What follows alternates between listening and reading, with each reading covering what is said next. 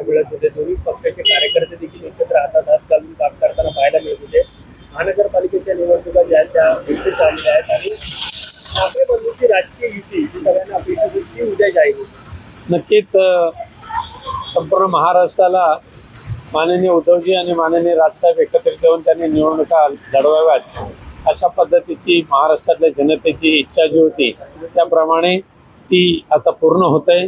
मुंबई महापालिकेसहित सर्व महापालिकांमध्ये ह्या दोन्ही पक्षांची युती होण्यासाठी प्रयत्न चाललेले आहेत, चर्चा चालू झालेल्या आहेत आणि ह्या बहुतेक चर्चा मुंबईसहित बाकीच्या महापालिकांची चर्चा सुद्धा अंतिम टप्प्यात आहे.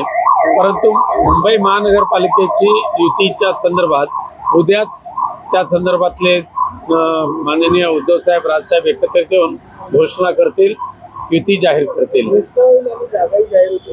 हा घोषणा म्हणजे जागेसहित उद्या घोषणा होईल.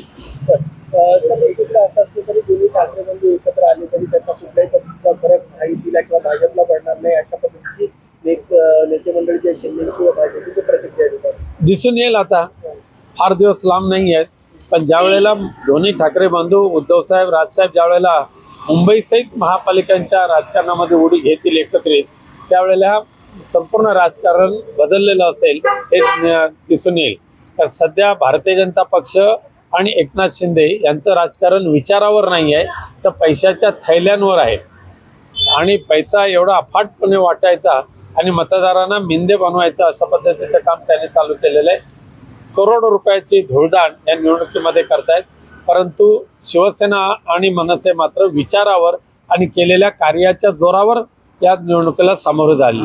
दुसरा एक प्रश्न होता, एकीकडे ठाकरे बंधू एकत्र आले तर तिकडे पुणे पिंपरी चिंचवडमध्ये दोन्ही राष्ट्रवादी ज्या त्या एकत्र येतात आहे, अजित पवार शरद पवार एकत्र येतात आहे, कसं बघता या सगळ्या? ठीक आहे, मला त्या युतीवर काय बोलायचं नाही. याबाबतची शिवसेना उद्धव बाळासाहेब ठाकरे पक्षाची स्पष्ट भूमिका यापूर्वी शिवसेना नेते माननीय संजय राऊत साहेबांनी मांडलेली आहे.